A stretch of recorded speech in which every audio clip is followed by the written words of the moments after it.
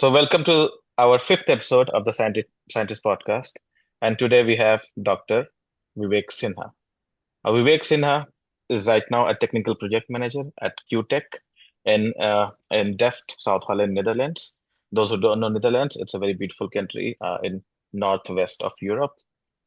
He did his PhD from Netherlands, and today he's going to tell us about his life story and what he's doing now.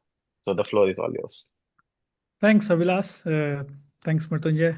Thanks for inviting me here. And yeah, indeed, I'm currently based in the Netherlands.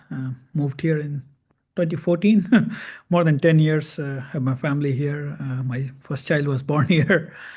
Um, and yeah, I currently work at TU Delft, Delft University of Technology, specifically at QTech. It's a mission-driven institute focusing on developing a scalable prototype of quantum computer and a safe, inherently safe quantum internet. I'll tell you a bit about my background, where I come from.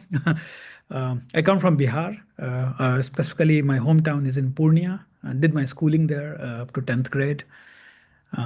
Then moved around a bit, usual route, went to Delhi, went to Kota.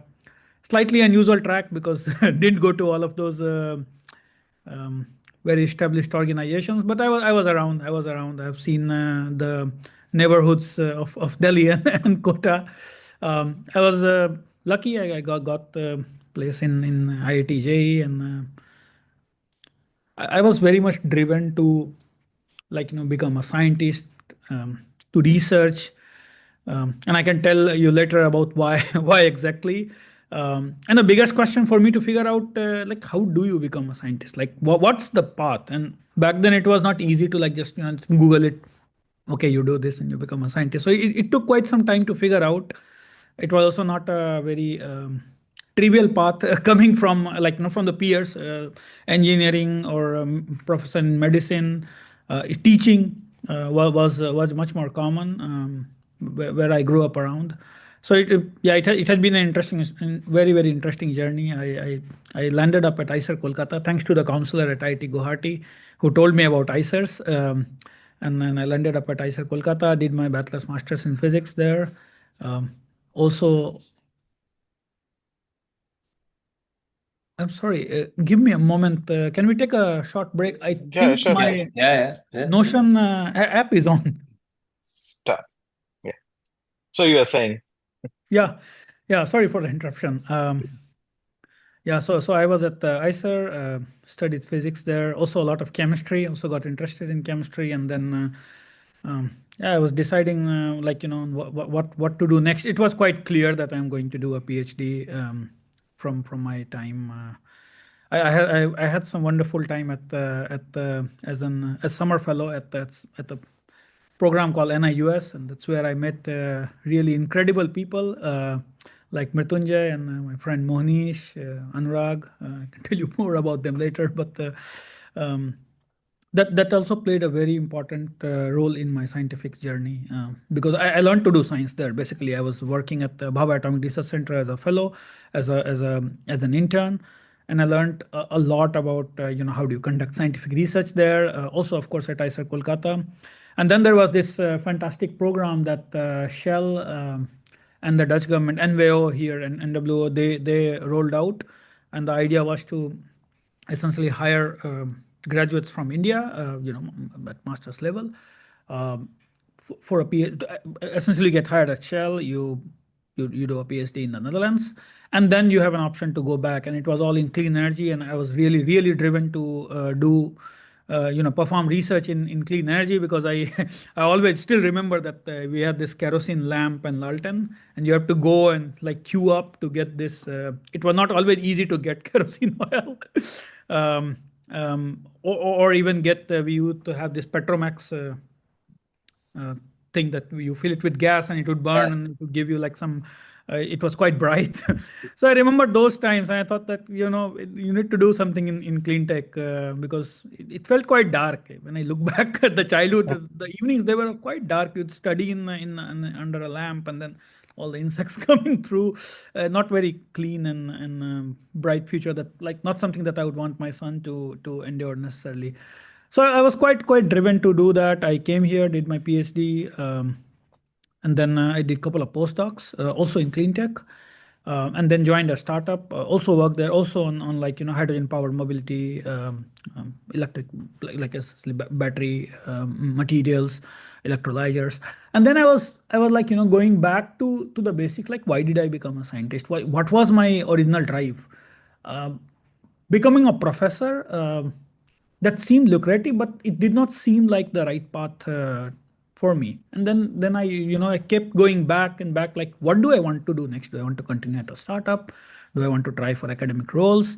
And then I remembered that a big change came to me. I was at Patna station, Patna Junction, I think in 2008 or 2009, and I bought this book called Agni Ki Udan, The Wings of Fire from Abdul Kalam, and Hmm.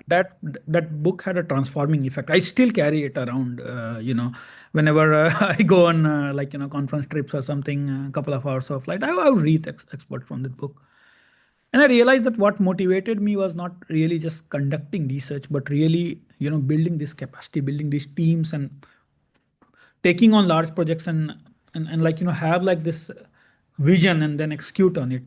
And then QTech came up with this fantastic role in a project manager. It was not just operations but also quite a bit lot on strategy and working with diverse backgrounds of researchers in quantum computing. So that was my moment, like okay, this is what I have been looking for.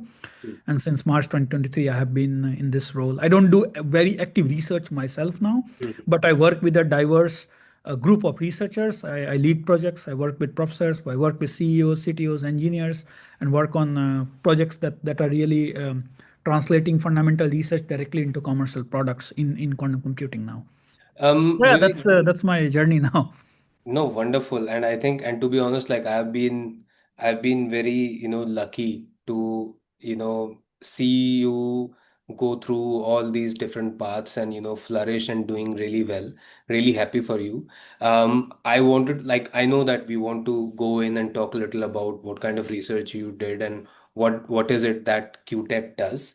But before that, I wanted to talk about two really important places in your life. Mhm, One is ICER Kolkata, right? mhm, So, how did ICER Kolkata played? Like, what is the role of an institution like ICER mhm. in your life, and what do you think institutions like ICER can play a role in capacity building for India, right? In terms of research. My second question would be the same thing in terms of the places.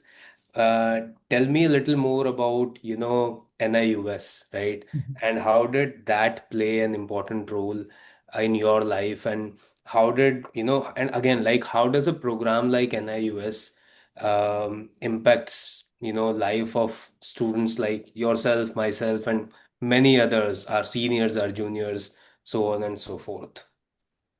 Oh, thanks. These are wonderful questions indeed, and they're quite connected actually. Let me actually start with NIUS. You know, why and how I landed in NIUS was quite a big mix of coincidence and a lot of luck. At great seniors at ICER. And I'll come to the effect of ICER. And actually, there's a lot to unpack there. So let's start with NIUS. Hmm. I tell you about ICER, but I'll tell you in general about how institutes like ICERs and IITs have a role in capacity building, because I Hmm. do have an opinion and a perspective on that. Hmm. So when I applied for this NIUS program, my senior said that Vivek, you apply for this, you will get good stipend, great like place to do research, and you'll work at Bhava Atomic Research Center, and you will. And it was like, oh wow, I'll do this. I'll definitely do this. And I also told my batchmates about I'm going to do this. And our batch, we had like I think 90 students in the first year, and there were like 60 to 70 applications that went from my batch. No, Yeah. not just because I was very like enthusiastic about it, but also like other people also knew about it, and this Yeah. seemed like. And when I talked to my professor for recommendation letter, he was like, "Who all do I write? You guys are just in first year. I have worked. We have not even done a project with you. How do I write a recommendation?" So it was just a very like basic recommendation for everyone. Everybody was like more of the same. Yeah. I was lucky because NIUS is not just based. The selection is not just based on like how good of a scientist you are, and that's really important. At Hmm. certain stages of your career, you should not be judging people on how good they already are, Yeah. but try to look at the potential and try to sample in a way that you give the best of opportunity, best of exposure to everyone. This is something that I do with my son now. I don't necessarily want him to become expert in everything, but he should have the necessary exposure of everything Hmm. that's available to him. Hmm. And that's what the program did. It selected, I think, 30 students or 28 students Yeah. That, from everywhere, from different states, from different backgrounds. Not all of them were like, really, really had a very strong background, went to like Delhi, Kota, and other places. No, there was a mixed bag of people. And then everybody got exposure to what it is like to do research. yeah. What it is really, it's not about how good you can do, but it was like how dedicated you can be. And I remember we spent like few sleepless nights there. It didn't feel like really sleepless, and it brings a smile to my face when I remember those days. We were all like, in very early parts of our journey. Yeah. We had, I think many of us were stepping out of our hometowns for kind of the first time, seeing like a city like Mumbai and like, Bhava Atomic Research Center in the neighborhood, and it was all like fantastic. So the kind of exposure, and then it essentially gave opportunity for some of us to do more research in the next 2 summers. Yeah. And that opportunity had a transformative effect on my career, because I not only knew what it is like to do research. Like there were professors also at ISOR, of course, and they are all very good, but to be in such a focused setting, yet something that's very, very non-trivial, not necessarily academic, not necessarily like a typical academic setting. People really mentored you there, and Yeah. that we should have more course. Especially at an impressionable age of 18, 19, Indeed, indeed. and I think that was really important for us to like have all those people around. Yeah. And I think what's also important to sort of mention is that many of us, like large parts of India, still we don't have a lot of financial freedom. Hmm. Uh, Not necessarily it's like an 18-year-old, but also from the families we come from. Many of us come from like, slightly, um, we are economically or socioeconomically disadvantaged position. Hmm. Hmm. Hmm. It also creates a financial instrument so that students don't have to think about it. You don't have to think about like how will I get the ticket to move, because I was thinking about it. I was thinking like, how will I had some stipend from ISER, but still I was thinking like, oh, the ticket is so expensive. But there's like everything is covered. You don't, you just come here. You have to focus on research. The Yeah. rest we will see. And that's very, very reassuring. Yeah. Coming to ISER, I didn't know about ISERs a lot. Nobody knew about ISERs a lot about in 2000. They just started, I think, in 2006. But I was very clear that I wanted to take a path in scientific research. I went to IIT Guwahati for counseling, and one of my friends told me about, there's this IST, Hmm. which was my like target institution in Institute of Space Science and Technology. I'll go there. I'll take physical science as a discipline. I'll do research. And then the other friend said that, there's IST, there's also ISER. ISERs are also really great. I was like, ISER, what's ISER? Hmm. Uh, anyway, and that like it didn't stuck my mind so much. Then I went for counseling, and then the professor sat with me and like, what do you want to do in life? And then said I want to be a scientist. And I felt that I could be very, very open, because at school, if I said I would want to be a scientist, people are Hmm. not very supportive. They were I grew up in a place where there were very great people. They supported me, they helped me, but there were many people around in the society. If you tell about a dream, they were like, hey, you will do this. You think your parents have that much money that they'll put you through med school? You know how much it costs. You look at these like, there were more senior people, like, look at they were also brilliant. They also prepared for this and that, and now they are just hanging around. They were trying to ground you to also do a reality check and everything, but maybe at an early age, perhaps not always very, very necessary. So, Yeah. but with that professor, I could be open. He told me about ISER. He said, you want to do research? He asked Hmm. me some clarifying questions. He said, I think you would do good in research. You are motivated. Try to join ISER Pune or Kolkata. And then I got counseling at ISER Kolkata. I went there, and many people asked, like, you came on this campus, you still chose this? Because it was like middle of nowhere. It was Hmm. literally middle of nowhere. You didn't even have like, you had this hand pull rickshaw, but it was not really even a rickshaw. It was just a flat thing. We call it thela. You only had that for local transport. And it was like, but when I went there, I saw this nice hut, and there was this, this lake or something. And I was like, oh, this is the place where scientists sit, and like, they must be doing some great research. And I had a talk by Swapana K. Datta, Professor Swapan K. Datta, and I was like, this is the place. And I Hmm. don't regret that at all. Hmm. ICERs, it played a very, very important role in my life. We had a lot of freedom to do our own projects and research. We call it research. Even first year biology lab, we were said, like, 30% of our evaluation is you figure out a project, you execute it. We have told you about the scientific methodology. You do lab, the lab is open till midnight or something. There will be a project assistant there, giving that kind of freedom to first year students. That can go many ways, but it went very good for many of us. So ICERs played an important. Also, the financial freedom that came with ICER, Yeah. that was tremendous. Um, Coming to the third part of your question in capacity building, I think, and I have a strong opinion that I think many of our institutions, Indian institutions, they have done a lot. They have done a lot in capacity building, but there could be a lot more of Hmm. work that needs to go on in areas like quantum. We have very strong talent base, Hmm. but we also need to capitalize on it. There's something called the second quadrant of innovation, which means you work. So you will work with, for example, a startup or a scale up that tells you exactly about what kind of fundamental research problem they want to be solved, Hmm. that could be commercialized, that has a strong commercialization potential, and not just on like an established market, on an emerging market like quantum computing. We Hmm. need that kind of translational research where you have a parallel line on venture building. And this is something Delft ecosystem has been phenomenally successful with. The lab that I work with, we have three startups that spun out of that lab that are already very, very successful. Oh. So we need that kind of translational work going on. We have great entrepreneurs. I mean, Silicon Valley is full of people up in. I am sitting in Delft now, like in Hmm. Netherlands now. I have done a lot of entrepreneurial, a lot of R&D work. We need to have that kind of, like, translational work, uh, like on one line on entrepreneurship, on like venture building, and another side on doing research that not only does national capacity building but also connects very strongly with the growth of the nation, economic Hmm. growth, but also, like, leveraging something we call a knowledge economy, where you have knowledge, you translate it into IP, and that goes into manufacturing business. That is something that we have not done. We have not created ecosystems that actually, like, can foster that kind of. It's happening. It's happening a lot. I see in quantum, Ministry of Electronic and Technology, Information Technology, CDAC. They are leading the way. Also, Hmm. National Quantum Mission is doing a lot, but Hmm. it could be a lot more. Do you think it can be it can be an interesting experiment if you know how engineering colleges like IITs, they also have like incubators, right?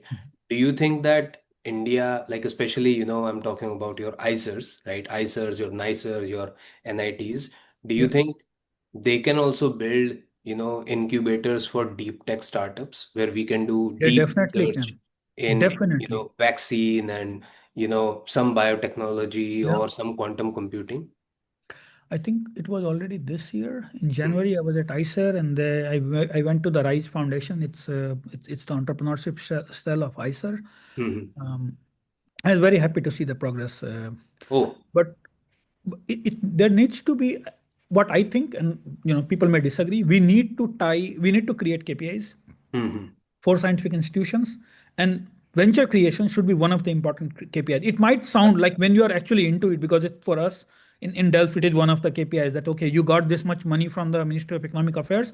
Hmm. How did it lead to venture creation? How did it lead to IP? And sometimes we think like, okay, this is, you are really counting the wrong thing, maybe, because we are not, we might not care about the number of startups as much as we would care about how much innovation, how much economic growth that startup brought. So it could be less in numbers, but when you have like a guiding light like that, and when Yeah. you have a governance panel that actually caters to that, Yeah.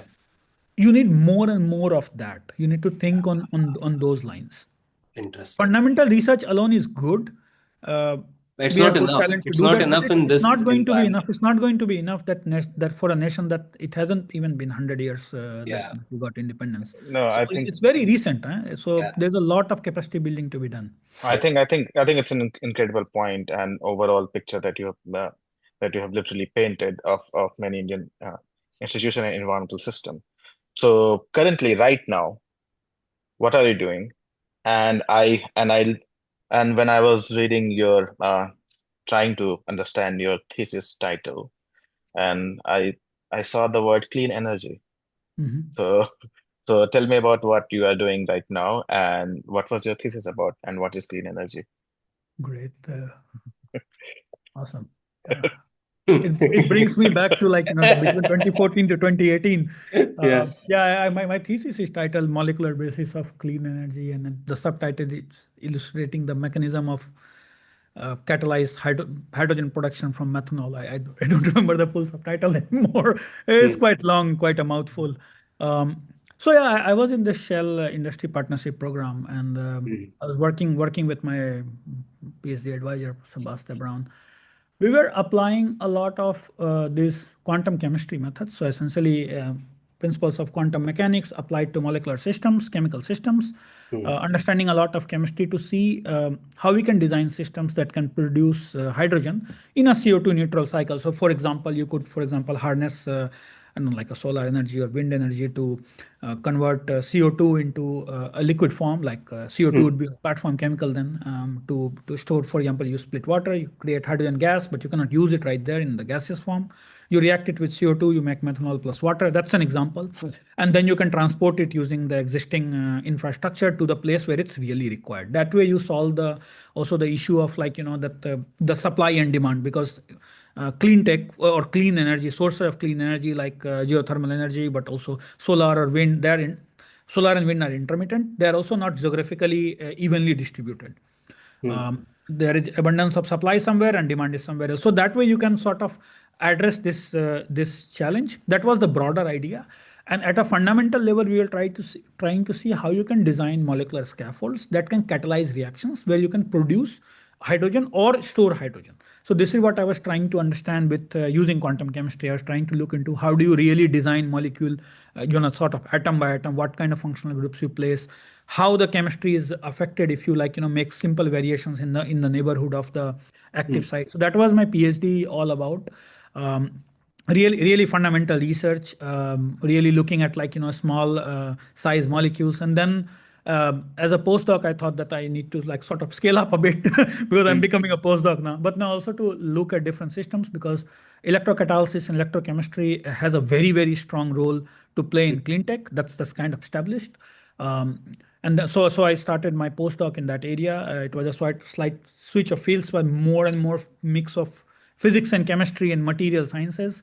Hmm. Still computational work. I worked very closely with experimental chemists all the time. That is something that I really enjoyed, and that's something that the ICER system helped me a lot. At ICER, we had like very strong emphasis on experimental research, but also on theoretical research. So I have done a lot of lab work, advanced undergrad, master's level lab work in biology, also chemistry, but also physics. So that kind of exposure from ICER helped me a lot to speak the common language of experimental chemist.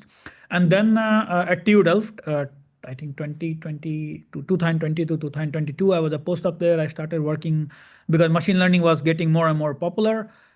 It seemed to have a lot of potential for chemistry. It definitely has. It has. Yeah. Um, yeah, so I was working on data-driven chemistry, and there I started because the COVID pandemic happened and labs were closed for students. We could not have too many students in the lab, so I got an influx of bachelor's and master's students wanting to do theses, and that's when I also realized my potential lies also in working with groups that Hmm. come with different kind of interests, but to really motivate them in a direction. So I would have like back to back 3 or 4 connected projects, bachelor's and master's projects, sometimes multiple students working on different parts of a bigger picture, and trying to create clarity from them. And some of them I never met because it was all online.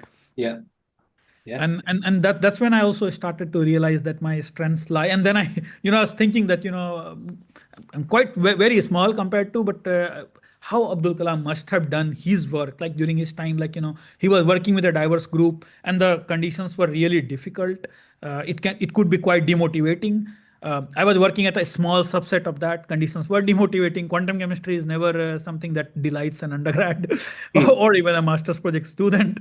So to create and the pandemic didn't help. But I was able to create some momentum there. We also had some good papers coming through. So I worked there, and then I got this opportunity to work at a startup. It was this EU Japan consortia. So I also worked a lot with Japanese collaborators. Also had the chance to visit Japan. Fantastic place, by the way, fantastic country. And then then this whole sort of dynamics came through that what is it that I really want to do? Do I want to do business development? Do I want to take the entrepreneurial track? Do I want to do research? And then the answer came through QTech, that I really wanted to lead projects, work with different researchers, people from different backgrounds. And currently, I lead the Hectokubit Consortium. I work alongside with the scientific coordinator, Professor Leonardo Di Carlo at QTech. And it's our project board is comprised of 4 different scale-ups. We have all the C-suite executives in the project board. I coordinate, and the team is actually quite deeper. We have more than 30 people working on this project. We are trying to create scaled up quantum computers based on superconducting qubit technologies, something that connects very well to the Nobel Prize that came this year.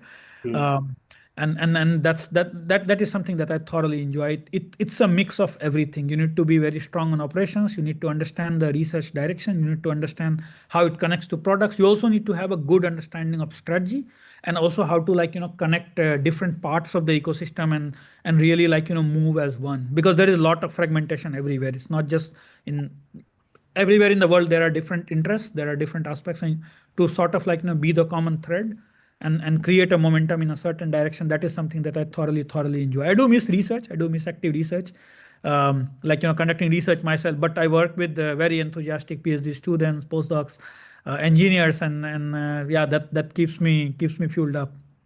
Yeah, no, Wonderful. overall, this is like such an incredible experience just to hear you, because sometimes we just look at the LinkedIn profile or just web page and see, oh, this person has done this. But the Yeah. vast experience you bring, that's very nice, and that's what we bring this in our platform. So at least we should now end this session because it's almost midnight, and not here, but there at Netherlands. So It's one 10 of p.m. here. Yeah. Yeah, here at BIM. So one of the things we do normally, first we ask our guests to give a take-home message in their own local language where they are Mhm. born, and simply motivate them to do science. So you are from Purnia, so I think Mathili is the language. देखो, So you हम can, हम ना बिहारी वाली हिंदी बोलते हैं। yeah, okay. So Maithili Bhojpuri समझ लेते हैं, मगही, ठेठी, yeah, so, बहुत सारी भाषाएं हैं हमारी तरफ, या बहुत सारे डायलेक्ट्स हैं। so Yeah. हाँ, लेकिन हम बिहारी वाली हिंदी ही बचपन से बोले हैं। तो yeah, साइंस में जाने के लिए, किसी भी करियर के लिए, ये बताएंगे कि आसपास ना बढ़ाने वाले लोग भी बहुत होंगे, और थोड़ा रियलिटी चेक देने वाले भी लोग होंगे कि अरे क्या ही कर पाएगा, क्या समझ रहा है, ज़्यादा उड़ रहा है। क्योंकि होता है, मतलब हर हमारे यहाँ पूरा सैंपल होता है, Hmm. और टैलेंट की कोई कमी नहीं होती, रिसोर्स की बहुत कमी होती है कि अब ये ऐसे करेंगे वैसे, और जिम्मेदारियां बहुत जल्दी आ जाती हैं। Hmm. कि घर भी चलाना है, चीज़ें भी देखनी है। तो ऐसा है ना कि एक चीज़ याद रखना कि हर चीज़ तुरंत नहीं मिलती, और छोड़ना भी ऐसा नहीं होता कि तुरंत ही छोड़ दो या लगे ही रहो। थोड़ा बैलेंस बना के चलना होता है। अपना एक सपना देखो। सपना हो सकता है कि मुझे ये करना, मुझे वो करना। सपना बड़ा रखो। सपना अगर सपना छोटा रखा और पूरा हो गया ना, तो फिर परेशानी होती है कि भाई अब क्या करें। मैंने सपना देखा था कि मैं मुझे ना एक बार था, भाई आईआईटी निकल जाए ना बस, ये आईआईटी निकल, अब क्या करें। ठीक है, रैंक ऐसा नहीं है कि मैं इंडिया टॉप कर गया, कुछ कर गया, बट अब क्या करें। तो टेक होम मैसेज यही होगा ना, बड़े सपने रखो। और चीज़ें ना 10 साल 15 साल के टाइमलाइन पे भी एक्सिक्यूट होती हैं। तो छोड़ो मत, ऐसा मत सोचो कि यार मैंने ये किया ना, ये वर्क नहीं किया, ऐसा नहीं किया, या चलो ठीक है यार पीस मार लेते हैं, ऐसा नहीं। अम, बड़े सपने रखो, परसिस्टेंट रहो, मेहनत करते रहो।